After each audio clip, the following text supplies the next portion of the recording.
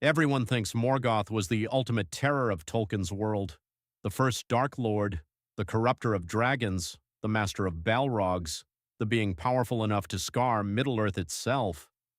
But that assumption hides something deeply unsettling, because Tolkien quietly implies there were things in his universe even Morgoth could not fully understand, things older than his wars, older than Sauron, possibly older than evil itself.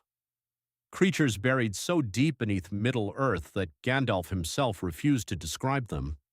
And the strangest part, most people never realized Tolkien may have been hinting at something horrifying, that Morgoth was not the deepest darkness in existence.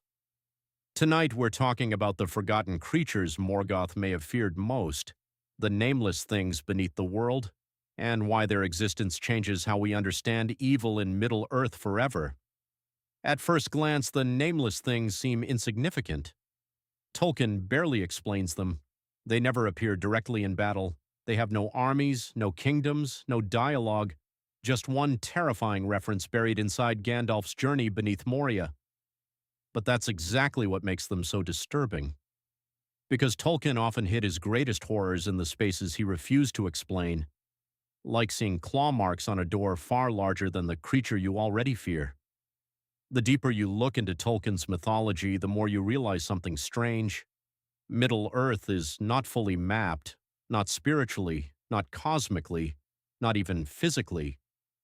Beneath the kingdoms, beneath the mines, beneath the roots of mountains themselves, there are older layers of existence, forgotten places untouched by sunlight, memory, or history, and according to Gandalf, something still lived there. Most people remember Gandalf fighting the Balrog beneath Khazad-dûm, but that's not what really happened. The battle went deeper than most adaptations ever show, far deeper. Gandalf says they fell through endless caverns beneath the world where nameless creatures gnawed at the earth itself, not servants of Sauron, not creations of Morgoth, something else. And Gandalf, one of the wisest beings in Middle-earth, says even Sauron did not know them. Think about how terrifying that is. Sauron was obsessed with domination, knowledge, control. He spent thousands of years searching Middle-earth for threats, and yet beneath his feet, there were things even he could not name. This is where things get darker. Because Tolkien's universe is usually understood through a clear hierarchy. At the top, Eru Ilúvatar, then the Valar, then Maiar like Gandalf and Sauron, then elves, men, dwarves, orcs, and beasts. A structured cosmos, ordered, understandable.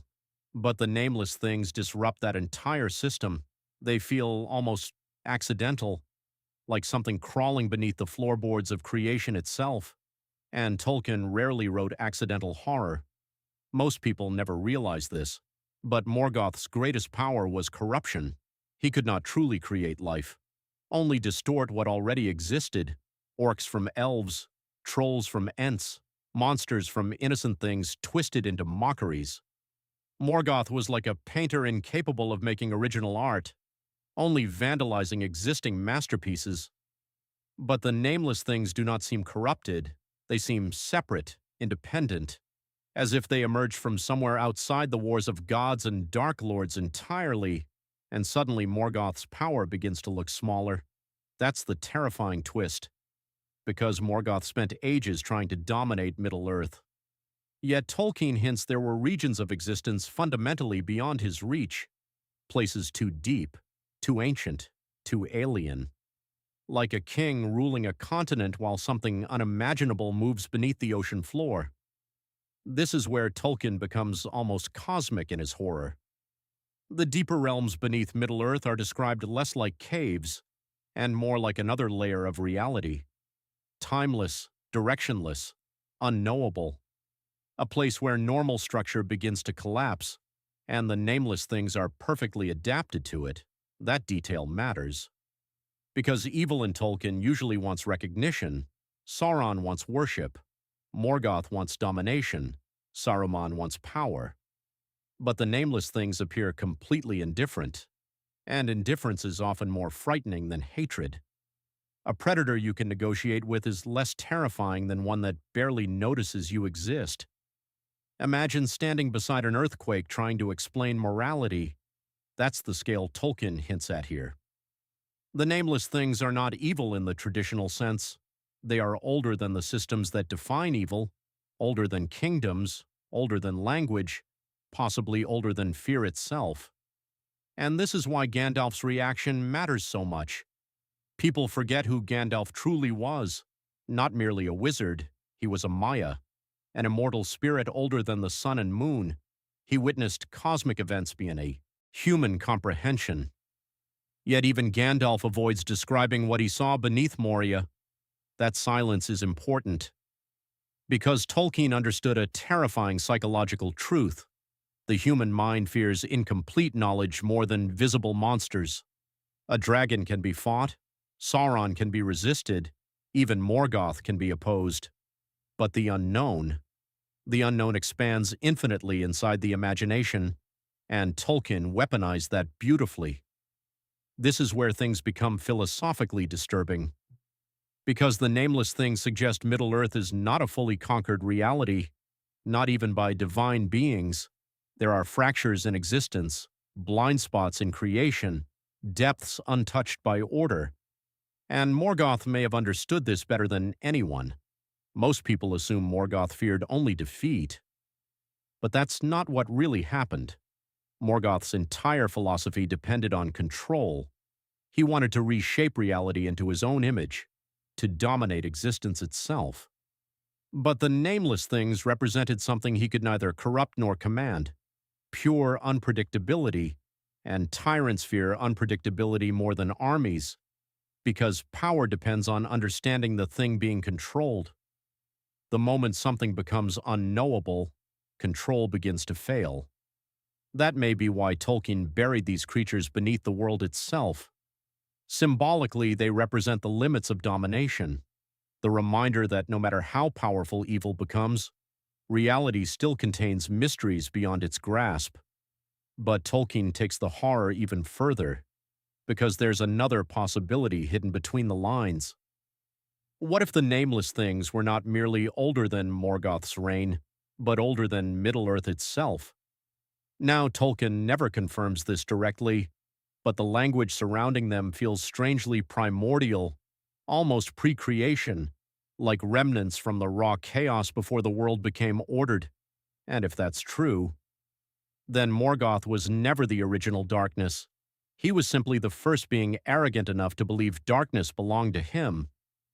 That changes everything, because suddenly Morgoth stops looking like the ultimate evil and starts looking like another creature trapped inside a far larger abyss. Like a warlord discovering the universe contains oceans deeper than his empire could ever reach. And maybe that's why Tolkien barely elaborated on the nameless things, because explaining them would reduce them. Mystery is what gives them power. The less visible they are, the larger they become psychologically. This is where Tolkien's writing becomes almost Lovecraftian, not in style, but in implication. The realization that existence contains hidden depths completely indifferent to civilization, morality, or even cosmic war. And the deeper Gandalf traveled beneath Moria, the closer he came to that truth. Think about the Balrog for a moment, one of Morgoth's deadliest servants, a being powerful enough to destroy entire kingdoms. Yet even the Balrog fled downward blindly into those ancient tunnels during its battle with Gandalf, as if something beneath was more fundamental than both of them. That image is terrifying. A demon of shadow and flame running through darkness older than memory itself, and somewhere below, unseen things moving in the deep. Most people never realize Tolkien's world operates on layered fear. At the surface, there are wars. Below that, corruption. Below that, existential dread. The nameless things sit at the very bottom, not because they are the strongest, but because they are unknowable. And unknowable horror lingers longer than visible evil ever can. Sauron dies. Morgoth is cast into the void, but mystery survives.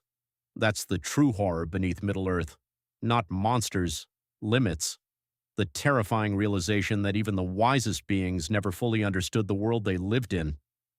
And honestly, that may be Tolkien's darkest idea of all.